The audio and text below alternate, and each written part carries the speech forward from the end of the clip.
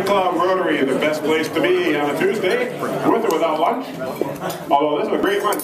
Hey, Chris Wooler back there, that was a great lunch. I like that. Thank you. All right, where's Andy OJ? I need Andy up here. Andy, which Rotarian is it anyway? Come on up. And he says, wait a minute, I'm still eating a great lunch. Yeah, well, there you go. Andy's going to be our guest host today.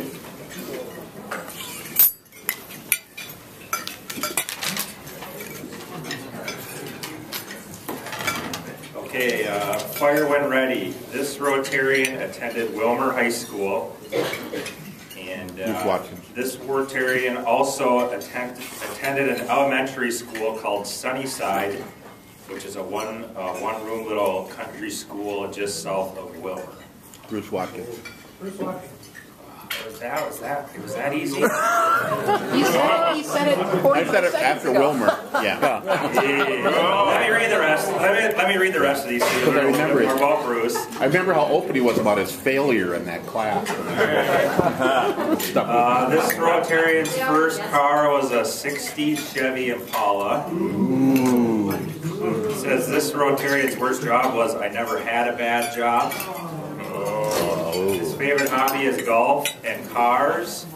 He has traveled on 2 continents, and he has 4 children and 4 grandchildren. And it says, write down your own question. It says, years married, 40 years. So that's Bruce Watkins. All right, thank you.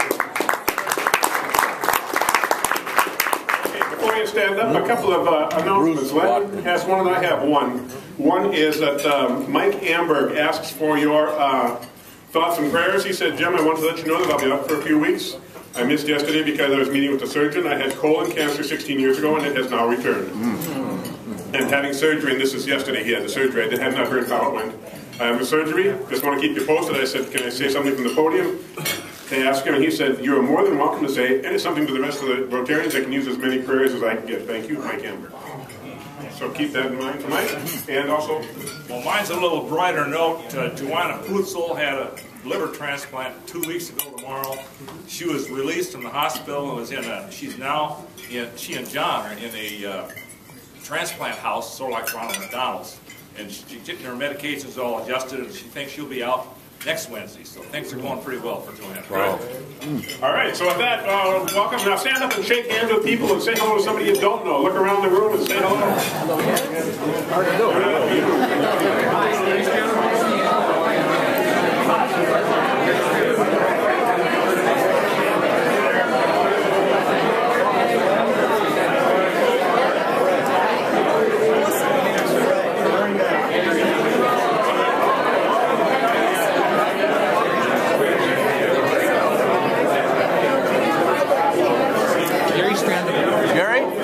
Nice to meet you. Looking at the wall is a 4-way test of the things we think, say, and do. Good to see you. Fair to all concerned. Will build goodwill and better friendships. Will be beneficial to all concerned. And I don't know if we have an invocation here yet, but we'll get John up here for a second. So John, or Mike, come out. Who's got the invocation? We don't have it written down, actually. We don't have one. That's probably better that way. Yeah, why don't you do both? Song first, or what are we going to do? Let's pray first. We don't have a prayer. We sing first? Let's pray. We got too many things to pray about. Heavenly Father, we are grateful that you're always there. We're grateful for your strength that we get. We pray now for these families that are hurting and getting better. We pray. We just bless them, help them with this cancer stuff. We know it's tough. But we thank you that you're all powerful. Bless each one of us. Thank you for our fellowship together and for this food. In Christ's name, amen. Amen.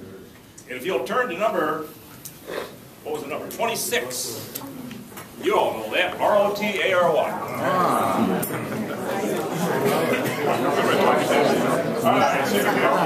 R-O-T-A-R-Y, that spells Rotary. R-O-T-A-R-Y is known on land and sea. From north to south, from east to west, the prophet most who serves the best. R-O-T-A-R-Y,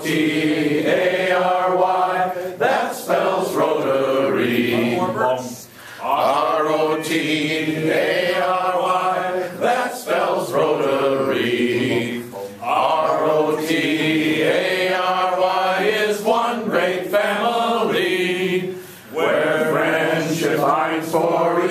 one's good, where each one strives their best to give. R-O-T-A-R-Y, that spells Rotary. And number 9, God bless America. God bless America, land that I love. Stand beside her and guide her through the night with the light from above. From the mountains to the prairies, to the oceans white with foam. God bless America, my home, sweet home. God bless America, my home, sweet home. Thank you then. Please be seated then. I know you say, what happened to the prayer? But we did it already. We did that already. It's discombobulated. Take this group out of order and they just got to go, oh, wait a minute now. Okay. First, let's thank Pat Edinburgh back there, our greeter, and give him a round of applause. And thank you. And I know we have a number of guests, but any visiting Rotarians? We do. We have Fred Sylvester, who's a repeat visitor from the Skyline Club in Duluth. Welcome, Fred. Fred, there you are. You're coming in there, we'll do it. All right, and then we have a lot of guests here, so let's do this. We also have to go out in a little while, and first we're going to have, you know how the phrase walk the walk or talk the talk? Well, first we're going to talk the walk, and then we're going to walk the talk. So we have to get to that and get underway. So let's go around the table and see if we have the guests. I have 2 guests today. This is Julie Leopold, who is a new member in transition. Julie has her own furniture company, right? Sure. And then my friend Dr. Gary Strandemo, who's with Health Partners, is visiting today.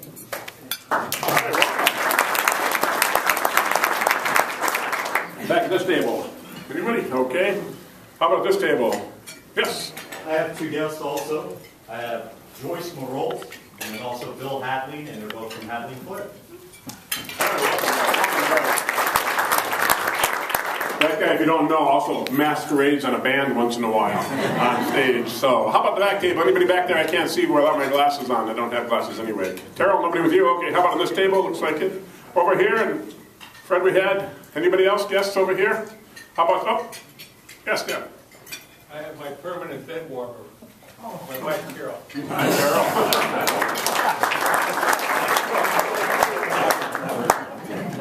You'll have to decide whether that's good or bad later, but don't tell us. Okay, maybe you can. All right, student Rotarians. We have the guest of student Rotarians, so let's see here. Christy, are you here? I saw you come in. Where are you? Yes, I have Nick Maleska from Cathedral.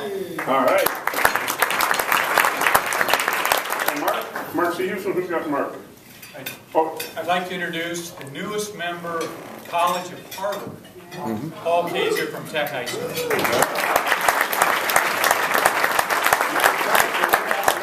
Wayne Schluchters, he was going to throw in a little check last week to thank you for your cracks. Yeah, way to go. You got out the money and everything.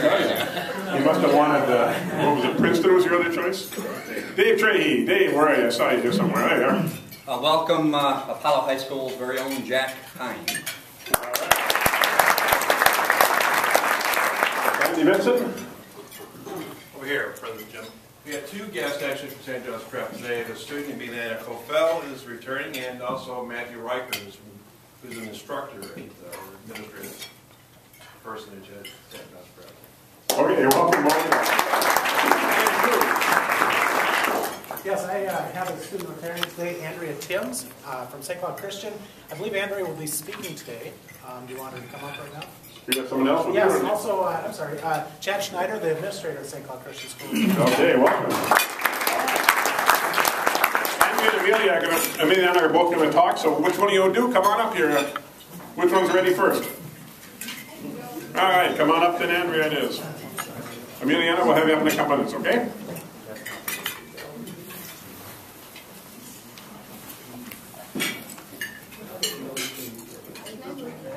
Just pull it down. It's ready to go. Actually, it works some. We hope. Now I'm giving you trouble, huh? How we gonna? You got to use it anyway. All right, we're going to try. Hello, my name is Andrea Timms. I'm the daughter of Alan and Elma Timms. My father is a surgeon and my mother is a massage therapist. I have 2 sisters and a brother who are all quite a bit older than me. My oldest sister is 33 years old and she is a pediatric anesthesiologist in Milwaukee, Wisconsin. She is married and has 2 sons. The second oldest is my brother Peter, who is 30 years old. He is also a massage therapist like my mother. He is single and has motorcycles instead of children. My next oldest sibling is my sister Melody. She is 27 years old. She is a mortgage specialist at Wells Fargo in St. Cloud. She is married and has 1 son and 1 daughter. It has been close to 10 years since any of my family members, my siblings, have lived at home. So as you can imagine, it's been very quiet with only my parents, my dog, and I being the only inhabitants.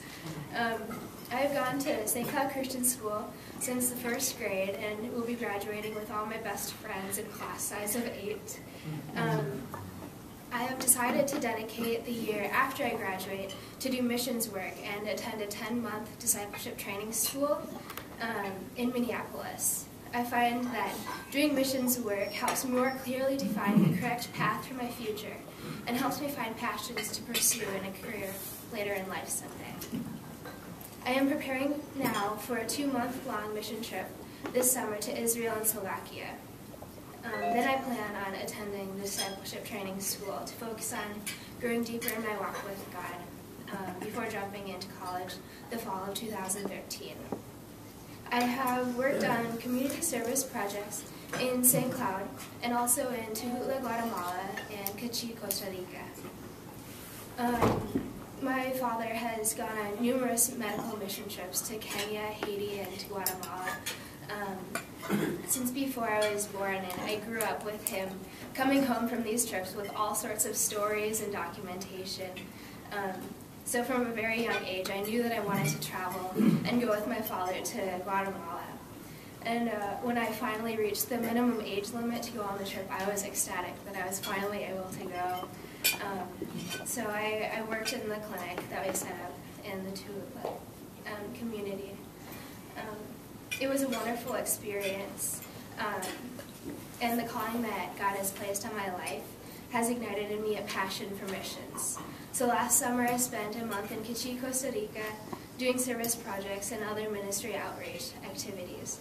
And I'm now planning to go back over spring break to help finish some of our projects, which I'm very excited about. This past fall, I spoke to the student body of my school and organized trick-or-treating for non-perishable food items, and then donated the items to the Catholic Charities food shelf. As the title, Trick-or-Treating for Non-Perishable Food Items, sort of implies, we just went around to our neighborhoods on Halloween and asked for non-perishable food items instead of candy. The resulting amount of food we raised was absolutely amazing. The biggest challenge facing me today is going against the norms of society and the choice I have made to postpone my college attendance. All my family members have accomplished various levels of higher education, and with their achievements, the bar has been set high for me. But at this turning point in my life, I want to make sure that it isn't a turn for the worse. So I have made the decision to do this by dedicating this year, as well as the rest of my life, to be a servant of God.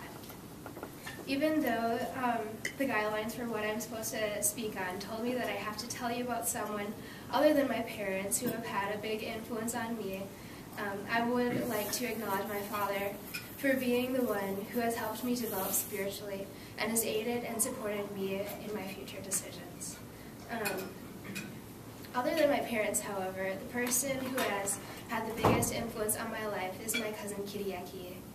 She has set an example for me by making very intentional decisions and being missions-minded. She has realized that everything she has is not rightfully hers and is given to her by God.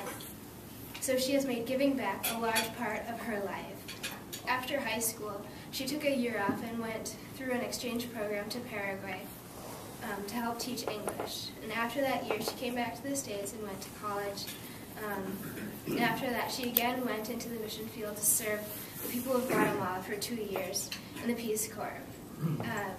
Then she came back and got her graduate degree and is now teaching in a bilingual school in New York City. She teaches the 4th grade, and I know that she plays a vital role in her students' lives. She is a role model to me for what it means to be selfless. Her character has influenced me to make decisions that will hopefully help me grow in the example she has set. Thank you for this chance to come to Rotary and the warm welcome I've received from all of your members. It has been a very good experience for me.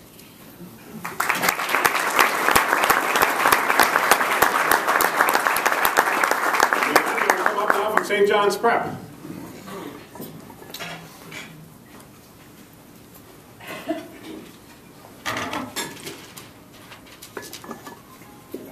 Hello everyone, my name is and I just want to thank you all for giving me the opportunity to be here today. It's been really great to meet some of you and learn a little bit about what Rotary does in our community. I live in St. Joseph with my mother, Monica Gofell, who is a language teacher at Albany High School. My parents were divorced a while ago, and my father lives in St. Cloud, where he is a musician and martial arts instructor. One of the greatest challenges I've faced has been trying to be a positive role model for my two younger sisters and to help out with my family as my mother supports us. Another challenge and also great opportunity that I was able to experience last summer was traveling to France to work as an au pair with a family there. This was a wonderful opportunity for me to be immersed in the French language and culture and just learn about the country on a first-hand basis. As well as French, I've studied Spanish for 6 years at the prep school. I've gone to my school since 7th grade, and I love the learning environment presented there.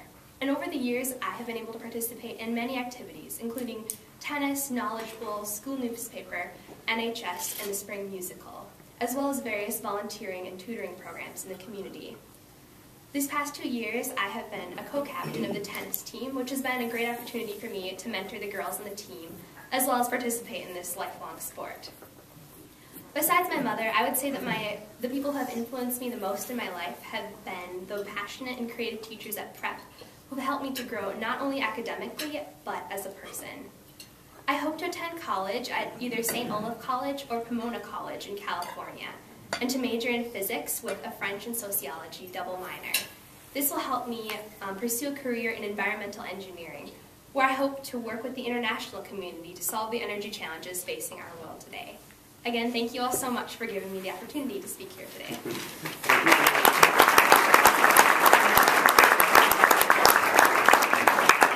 These kids are quite an antidote to the bad news that comes around the world, isn't it? Yeah. I just want to say a quick thank you to recognition to Tim Wentzman and Troy Fritz and Jerry Hirschfeld because of the Lake George. I just was driving by. There's people out there on the now. You go there this weekend. You saw the news stories about the hockey, the pond hockey, and all the other stuff. All these things happening because this Rotary Club has some members who took on the initiative to rebuild that park. So just a quick thank you, and when you see that happening, remember that this is what it does, and a thank you to the leadership who pulled that together. It was a long project and a good one. Now, Pat Edinburgh, do you have yourselves a number? Everybody look at your little number and see if you win. I do have the number. Is it your number? The number is 388. How many are still in it? Here's the real drama. 859. All right. Oh, there he is. Over there he gets it. Congratulations. Good job. Good job. Okay. We have a couple of announcements here. Renee, you want to come up and make an announcement? I'll just do it from here if that's okay. Thank you, President Jan. I am chairing a group that for Summertime by George is a new committee for special events. The idea is to have some sort of activity, some entertainment, something between 5 and 6:15 before the band starts. So we've got a bunch of ideas of different kinds of acts that could be, but I would like a couple of people to work with me on the committee just to help contact the different groups, and I'm sure to make it fun. So just get a hold of me if you have an interest in doing that. Thanks. Thank you, Renee. And Drew. And as long as we're doing or if you say Andrew. Andrew. Andrew. I'll just do it from here as well, just real quick. Real good news, the District Rotary Grants Committee has approved our application for an international grant. So that's the first and most important step. From there, they forward the application to Chicago, to the RI, for final approval, but I've been assured that that's almost a done deal. So it's looking like as though this is actually going to happen, which is exciting. So I have 2 dates for you to keep in mind, and very important ones. The first is the date that we're looking at doing the project, which is going to be, actually it's 2 dates, either the first or the second week in April. So for those of you that have been kind of holding off and trying to, just wondering when it's going to be, that's what we're looking at, is either the first or the second week in April for a whole week, 7 days. But the most important date I want you to remember is my mother's birthday. That is because my mother's birthday is February 7th, and that is the date that we need a commitment by. So 2 weeks from today, we need to know who wants to be on the team. We had a little informational meeting today, and I've sent out an email, and some of you have responded to it. And we're putting together a great team. It's going to be a great project. But I need to know 2 weeks from today if you're in. And we probably will also be collecting a small deposit just to assure us that you're really in. So if you have any questions, please give me a call or send me an email. We want to bring as many people. And by the way, spouses, kids are also welcome to come on this project. So it's going to be a great trip, great opportunity. Jerry and some of the others will tell you it'll change your life. So, yes, Jerry. Now, you're talking the ambulance? Yes. I just have 3 comments to make. And we're doing an absolutely great project. And I commend you and for what we're doing. I think there's 3 things we can do to make this even a better project. And it just takes me 1 second to get over each one of these 3 spots. The first one is what I would call mechanical due diligence on the vehicle. I think we should have somebody from our club go down to Florida where the vehicle is and check the brakes, the compression on the engine, the radiators, all the fluids, the tires, the batteries, before we ship the vehicle out. Number 2, and there was somebody I would recommend this club to do that. Number 2 is ambulances are really a great deal, so we're getting a good deal on this project. I cannot believe that there's anything inside that ambulance. And so my questions are, we have medical people here. Do we have stretchers inside? What kind of supplies should we have inside that ambulance when we actually ship it over to the Dominican Republic? In a minute, I'll give you a comment on how to pay for this. Third, I think we should try to work to see if we can decrease the cost of our shipping. And my recommendations are twofold. Number 1, there is a squadron of C5s sitting at Pensacola, Florida. Now, the Omaha Rotary Club for years have used the C5s to ship fire engines, emergency vehicles down to South America and Central America. Jerry, there's people, I appreciate what you're saying, and that we have the committee, but there's people waiting for us over at the other building. And Jerry, I understand that. I'll finish with 1 second, please. We have Gerald Clark here to help guide that. And finally, let's not be afraid to spend more money to make it a better project and try to advance from our international funds. Thank you. Okay, thank you. Just real quick, if I could.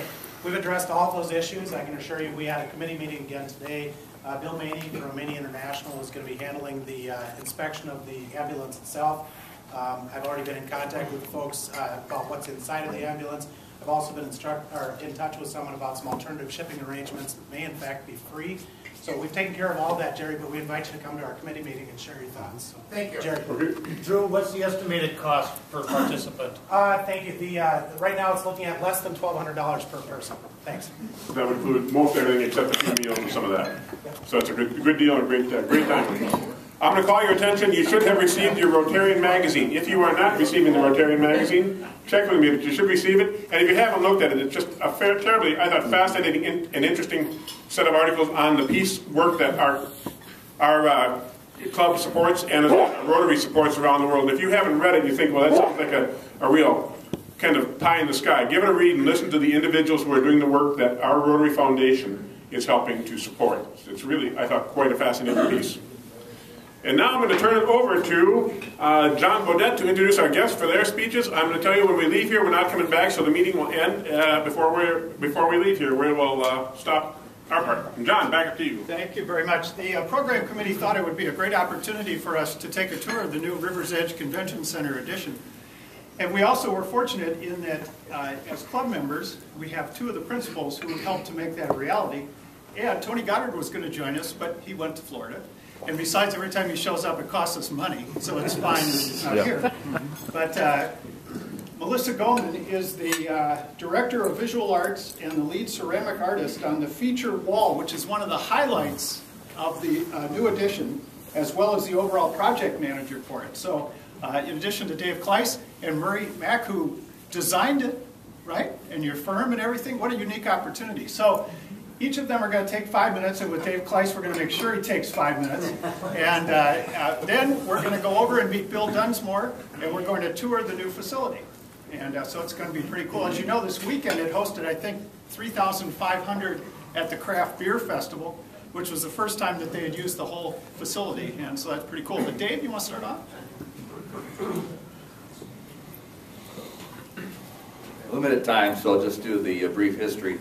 Back in 1856, when St. Cloud was incorporated, fast forward a little,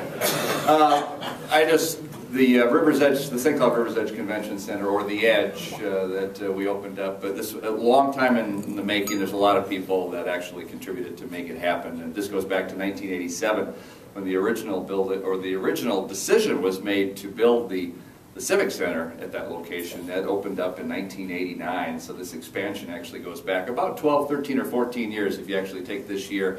And it was something that it was identified about 13 years ago. We went to the legislature and many times, in fact, I had a bill when I was in the Minnesota State Senate that was vetoed by Governor Ventura. So it gives you an idea how long, and that was for $3 million. We actually were at the legislature for a number of years and were successful thanks to some other partners that joined in on this and have been helpful along the way too. I got to mention Teresa Bonin and the Chamber of Commerce, because if not for the Chamber of Commerce's support, they were the ones that helped pay for the to have some lobbying effort down at the Capitol. And it was the Chamber and the business community that really put a lot of effort in. Peg Gustis and the Downtown Council really kind of gave that impetus. And because again, this, as you are well aware, this project was controversial since 1987. And I think the controversy always came in 1987 when the original Civic Center was built. And then anything that we did beyond that always had that controversy. But it was the Chamber, the Downtown Council, and a lot of folks in this room that really helped with that. And Bill Hatling, too, Hatling Flint, who did a lot of the marketing, helped us with that project, too. We actually surveyed folks 6 years ago to determine whether or not we should proceed at the legislature. It was 6 years ago, and most of the people, 60-some% of the people decided that, or gave us the impetus to go forward, so we did. We were at the legislature. We got $2 million from the legislature, and Governor Pawlenty signed that bill. And that's when we tore down the old library, moved M&H Appliance, and put in that nice skating rink. You remember we had a skating rink there? We were going to keep that skating rink, unfortunately. We thought we'd be keeping it for a long time because we were back at the legislature. It passed the legislature. And one thing about bonding, and Representative Knobloch used to chair the committee knows, in order to pass a bonding bill, you actually have to have a supermajority. So it was bipartisan. We passed the legislature a number of times for the money to go forward with beyond just the $2 million, but to actually to build the facility, the $30-some million. And unfortunately, that was vetoed twice. And but we decided on the second veto that rather than, we were either going to keep that skating rink there and not go forward, or we were going to go forward on our own. We've been telling legislators that this had an impetus for economic development, that it would add significant economic development to this community and to the downtown in particular. So we decided to go forward, and we came up with the $22 million with the existing food and beverage tax. Again, this was always a partnership. We intended on going back to the legislature, and we are going back. But we were able to do it, and not only were we able to do it, but we brought it under budget by over $2 million, which will help with the parking structure, which is the next piece. And it was brought because of a lot of hard work from a lot of folks. Lyle Mathiasen, the former director, put a lot of effort, and Bill Dunsmore was going to give you the tour when you go over. And as John said, there are actually I consider two very tremendous works of art. Murray Mack and the design, the actual facility itself is a work of art. It's a beautiful building inside and out. And then Melissa Goldman and the folks at the Paramount, Willis E. Tyne and the rest of the artists have put a lot of effort. You're going to see a beautiful river feature wall over there that you're going to see. But we're at the point now where we opened this up a few weeks ago. We've already received events that we would not be able to hold if not for the expansion. We've got the major Republican convention coming forward this year. That would not happen because they outgrow this is an even year election, or even year election year. State conventions couldn't operate in here. The big event with the beer event this week. The very first event, though, the very first event that took place in the St. Cloud River's Edge Convention Center was that Ultimate Fighting. And that was on that Saturday. Believe it or not, that actually brings in about 3,000 people in there. And they actually love our venue so much that they want to not only do it, and they've done it there before, but they've never had, they love the venue because they can't fill the Target Center, but they can fill this facility. They want to do pay-per-view here. So that they have a facility that can do that, and that actually brings in a lot of folks that drink a lot of beer, which is good too. It helps the downtown and also our own sales there. So that actually worked out pretty well. But we're going back to the legislature. Be going back today actually for $10.1 million, and that is to finish the parking ramp. The parking ramp that will be right behind the Mexican Village, and we'll also a river feature, and then to also do some things on the facade to make the old building and the new building look similar. We're hopeful. We're in the governor's bill for $10.1 million, so we're just counting on the legislature. And if that doesn't happen, then of course we'll be looking to the Rotary Club to build that parking lot. We expect that. It was a wonderful job for the Lake George. But that's my piece, and that's the 5 minutes. I heard that cue. So Murray Mack and Melissa, and then we're going to go over and take the tour of the facility. Yes.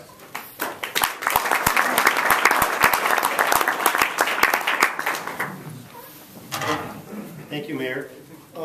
Well, like any good politician, he took about half of my speech, so I'm just going to hit on a few numbers. We've been working on this project for a long time, and so that was an easy thing to come up with. As the Mayor mentioned, we've been working on this project for at least 13 years, off and on. I've been through 3 different mayors, Meyer, Ellenbecker, and of course Dave Kleiss. Thankfully he was reelected last time, or we may not be standing here today. 3 governors, Ventura, Pawlenty, and Dayton, 3 vetoes on the project, at least 6 bonding requests. After a while, Lyle Mathiasen and I came to call those Hail Marys. We had probably at least 15 council members involved in the project. Some other numbers, 85,000, that's the amount of square footage in the building. 22 million, the project budget. 2 million, that's roughly about the amount that we're under budget at this point. 3,500, that's about the number of people who are at the beer event this weekend. And related to that is 41, that's the number of new toilets in the facility, which came in handy this weekend. If you get a chance, look at the concrete sinks in there. We're very proud to be involved in the project and look forward to the tour today. Thank you.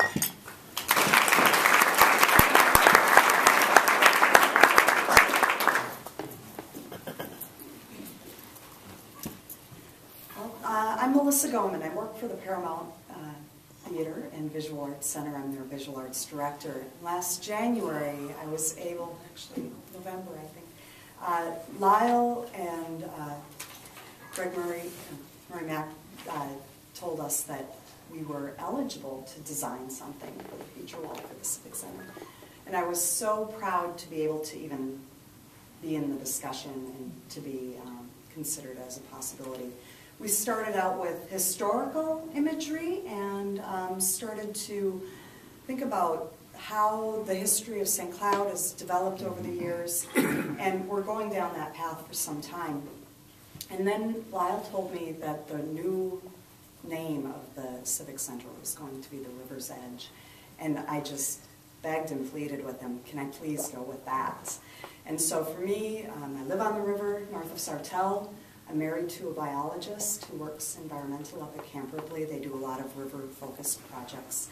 I started a beautiful research project of indexing 118 plants, animals, fish, flora, fauna that exist on the river right here in our community.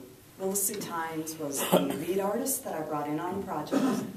And he and I went out on my pontoon and took pictures, actually, on the river of the different trees and the plants and the grasses on the banks of the river. And then I went to Munsinger Gardens and across the river from the Civic Center and started documenting with digital camera the area that we live in. I have a great passion for the river in this region. And so to be able to look at what we have here and then start designing a mural that would encompass your peripheral vision was just an amazing journey. So what we did was we painted the background. We brought in a few more artists, and Willissy did a mock-up painting. We showed it to Murray and Lyle, and they agreed for us to proceed forward. We painted the background, and then we started indexing and putting in all of those different plants and animals with the consultation of the Camp Ripley Environmental Office up in River Falls, and Jim Poff, Dr. James Poff from St. John's University. He is a biology professor. And so all of our work was researched quite thoroughly and checked by people who know their animals and plants and bugs. And so then we were able to say, okay, this dragonfly is known to sit on this type of grass, and this is common in this area, and all the details were checked very thoroughly, and I'm quite proud of the scientific accuracy that we were able to achieve. We started painting October 1st, and we finished December 15th. With a clear coat going on the day before the grand opening. So, I'd be happy to answer any questions over there. It is a combination of paint and ceramic relief tile. So the tree is in about 118 pieces. I asked you to, it's right at the top of the steps. Pay close attention to that tree. We did a lot of work on it. So, thank you.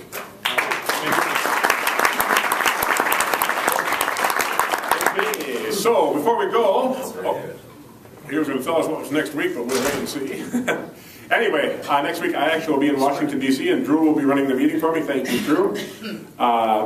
When we leave here, we will not be returning to these tables, so take your things with you if you want. You can leave your coat here and come back for them, whichever you prefer. We don't have to go outside, as I believe we can take the Skywalk across. We're going to take the Skyway over. And who do we have next week, John? Next week's Allison Fay from the Jacob Wetterling Resource Center. One thing, thanks to John Frobenius, on May 22nd, we have Jerry Kill, the U of M football coach, who will speak. So, that'll be good. Cool. All right, let's go for a walk. All right, he says let's go for a walk. This meeting